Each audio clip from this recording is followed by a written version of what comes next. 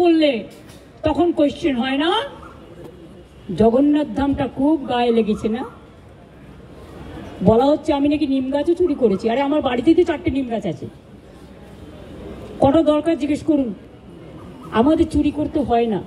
চুরি বিদ্যা ভয়ঙ্করী যদি যে পরে ধরা। যারা চোর, মাদার অফ থিপস আর সাউথস মোস্ট। চোরের মায়ের বড় গলা, চোর কি মায়ের জোরসে বলে।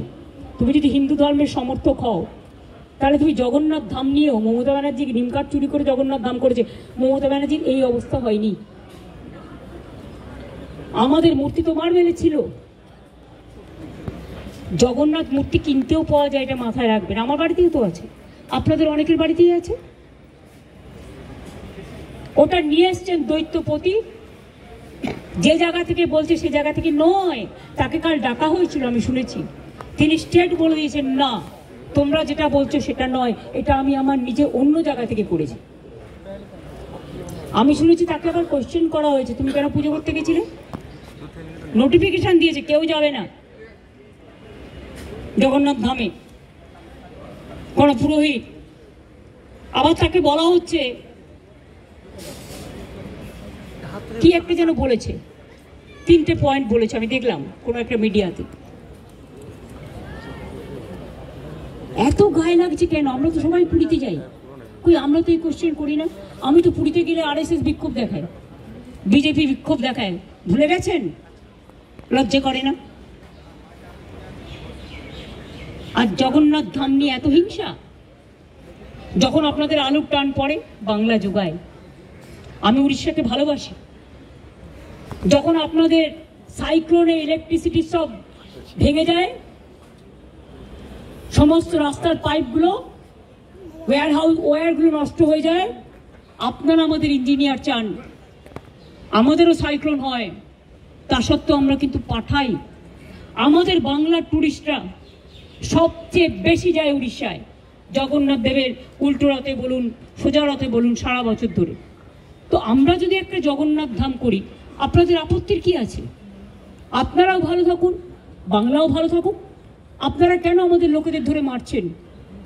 আমার কাছে খবর এসছে উড়িষ্যায় বাংলায় কথা বললেই তাকে মারা হচ্ছে। মহারাষ্ট্রেও হয়েছে, উত্তরপ্রদেশেও হয়েছে, বিহারেও হয়েছে। আমি শুধু একটা কথা বলবো, আপনারা আমাদের পরিযায়ী শ্রমিকদের উপর বাংলায় কথা বলছি বলে অত্যাচার করছেন, আমরা কিন্তু করব না। এটাই আপনাদের সাথে আমাদের তফাৎ। আমার এখানেও 1.5 কোটি বাইরের লোক আছে, কাজ করে, সব ধর্মের, সব বর্ণের, সব রাজ্যের। মনে রাখবেন, এটা কারো হাতে কাজ তুলে দেবেন না। আমি না করলেও অনেক হিংসুটে লোকের তো অভাব নেই। Jealousy has no cure. হিংসার কোনো ওষুধ আছে? নেই। এরাই কোনো সংগঠনের নামে কাউকে কাউকে থেট করে চলে আসবে, আমি তার দায়িত্ব নেবো কেন? আমি পরিষ্কার বলে দিচ্ছি, আমরা চাই না কারোর সাথে কোনো ভুল বোঝাবুঝি হোক। আমি তাই উড়িষ্যা গভর্নমেন্টকে, বিহার গভর্নমেন্টকে, রাজস্থান গভর্নমেন্টকে এবং আমার চিফ সেক্রেটারি আজকে চিঠি পাঠাচ্ছেন হোম সেক্রেটারিকেও। ডিজি অলরেডি উড়িষ্যার ডিজির সাথে সম্ভবত কথা বলেছেন। আপনাদের সুমতি হোক, শুভবুদ্ধি হোক। প্লিজ মনে রাখবেন, কোকিলের কুহু কুহু ডাকটা শুনতে পাচ্ছেন তো, এটা ন্যাচারাল।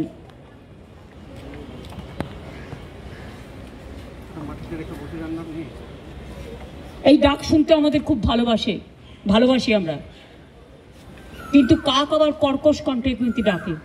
দ্বারকাকও আছে, চিলও আছে, শকুনিও আছে। শকুনি মামা দয়া করে হবেন না। লাল শাক আর লাউ শাক এক নয়, পরিষ্কার বলছি।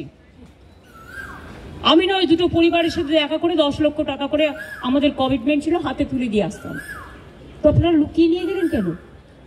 এটা কিডন্যাপিং করে নিয়ে যাওয়া নয়, কাউকে নিয়ে যাওয়া। তাদের দিয়ে কালকে আমাকে খুব গালাগালি দিয়েছিল। দিনটা আমায় গালাগালি দিলে আমার গায়ে ফোসকা পড়বে না। বাট যারা দাঙ্গা করেছেন তারা বুঝে রাখুন, আপনারা করছেন দাঙ্গা আর গালাগালি খাচ্ছে আমি। কেন? আমি কি আপনাদের কাউকে বলেছি কেউ কারো বিরুদ্ধে দাঙ্গা করুন? আর বিএসএফ বা কেন গুলি চালিয়েছিল? বিএসএফ যদি গুলি না চালাতো পরের দিনের ঘটনা ঘটতো না, এটা আমার দৃঢ় বিশ্বাস।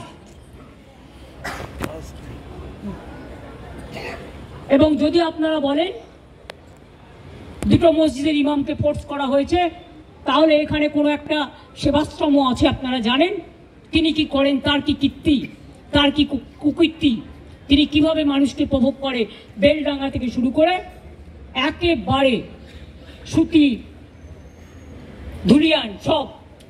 আমি কিন্তু প্রত্যেকটা কাজ জানি, আমাকে এত দুর্বল ভাবার কোনো কারণ নেই। এমন করি মাঝে মাঝে রাতে লাইট নিভিয়ে দেন।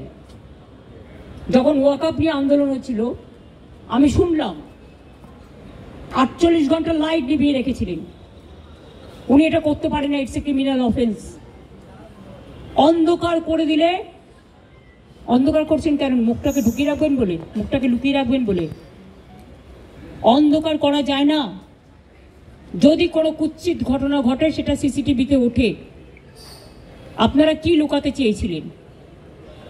আমি পরিষ্কার পুলিশকে বলেছি সিআই অফিস ওখান থেকে পাশে সরিয়ে নেবে।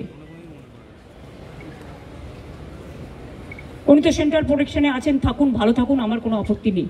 আমি কারো ক্ষতি চাই না। ভারত সেবাশ্রম সঙ্গে দিলীপ মহারাজকে আমি শ্রদ্ধা করি। উনি সেক্রেটারি মহারাজ, উনি সব প্রোগ্রামে আমাদের আসেন। এমনকি জগন্নাথ ধামেও গেছিলেন, লোক পাঠিয়েছিলেন তিনি তার পক্ষ থেকে। তিনি যেতে পারেননি, শরীরটা খারাপ ছিল, মা কালী মন্দিরে এসেছিলেন।